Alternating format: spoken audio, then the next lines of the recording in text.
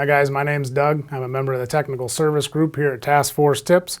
And in this service video, I'm going to show you how to take a standard BLITZFIRE and upgrade it to an oscillating BLITZFIRE. No other reason you would have to do this other than your needs have changed and you have a BLITZFIRE and want to make it an oscillating BLITZFIRE. So momentarily here, we'll show you a list of all the things you need to complete this task. Gather those things up. We'll meet back at the workbench.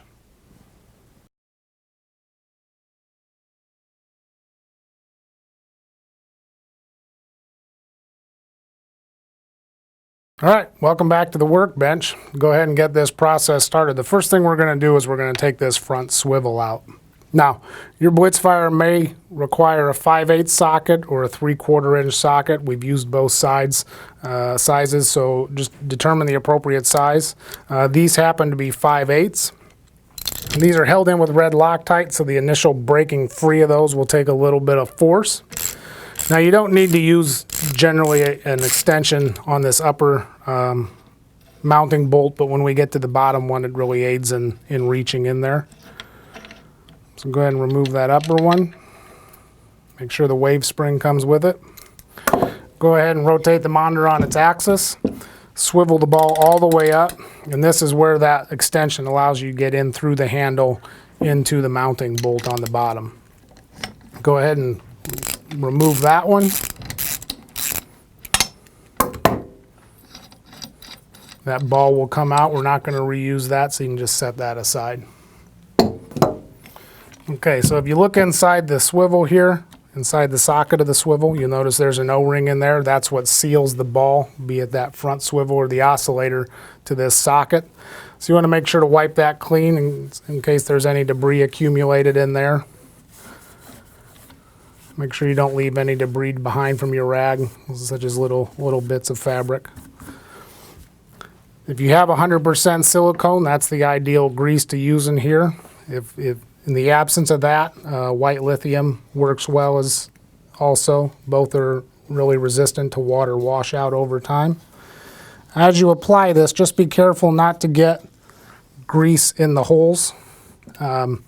Not that it's terribly detrimental to the unit itself, but when we put the screws in, we want to make sure that we don't contaminate the Loctite with grease, as the grease will cause the Loctite to not set up and do what it's supposed to do. So we'll take our oscillator. Before we get ready to mount that, we'll take a look here. You've got a threaded hole on the bottom and the top, just like the piece that came out of there. Here and in other videos, we've referenced putting the Loctite on the screw itself, but here it's very important that we put the Loctite in the female threaded holes as opposed to the screws. Reason being, when we put the Loctite in here into the female hole and you thread the screw in, any excess Loctite pushes into the waterway, out of the way. If we put it on the screw and then thread it into the hole, any excess has a tendency to come out and into the ball area. And what can happen is if that Loctite accumulates in this joint, it can set up and actually cause this to not swivel properly. So very important, put the red Loctite in the female threaded holes. Before we do that, with the mounting screws, make sure you have a wave spring on each bolt. That just kind of separates the bolt head from the aluminum housing there. We'll go ahead and we'll apply the Loctite to the holes like we discussed. Get a generous amount in there. These holes are open to the waterway, so not only does it help retain the screw, but it also seals it against water leaking back through when it's pressurized. With the oscillating mechanism on the top, go ahead and insert that. And then taking the mounting bolts, move that around until you can start that lower bolt. I think we may have it. Doing the same, now there is an O-ring in there, so you may have to compress it just a little bit to get the threaded holes to line up.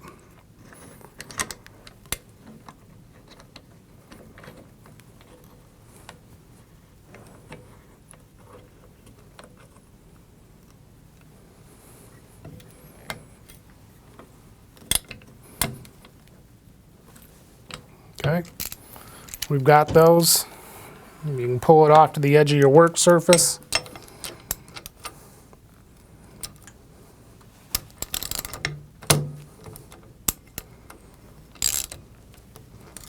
Using your socket wrench, go ahead and thread that in till it's just snug.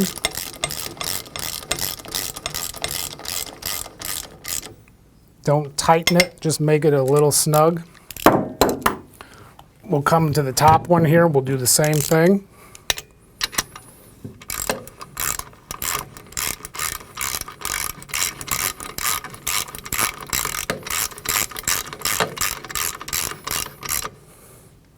Just like I say, snug those up, don't make them tight.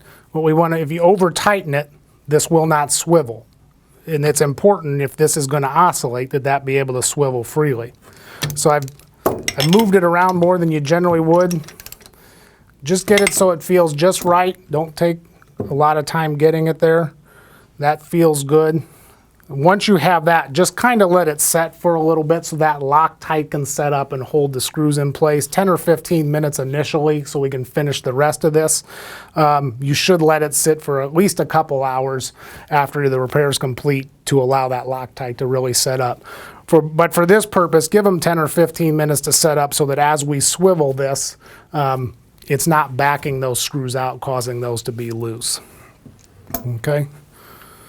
Instead of you sitting here waiting, watching me for 15 minutes for those Loctite to set up, we're going to go ahead and continue on with this.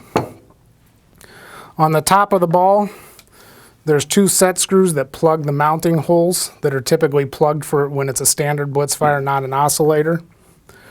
Go ahead and back those screws out. They'll have blue Loctite on them. You can dispose of those. We're not going to use those. You'll get new mounting screws with the kit. Kind of line that up. Put the pull pin in the unlocked position and align that pin with the groove in the spring canister. Slide that over and align the bracket on the top of that swivel, or on top of that ball. Go ahead and lock it in place to help hold it for you. Now here on these screws, we are going to apply the Loctite to the screws. The holes that we are threading these into in that ball are open to the swivel below, so if we were to put the Loctite in the female hole, the Loctite would have a tendency to get pushed into the ball, whereas doing it here on the screw, the tendency is just for it to push out between the 2 aluminum pieces and not into the swivel ball. So just as you're putting this together, just think about how the Loctite's going to act and make sure that it, in the way in which you apply it, is not going to somehow cause the excess to go into the ball. Completes that one. Red Loctite.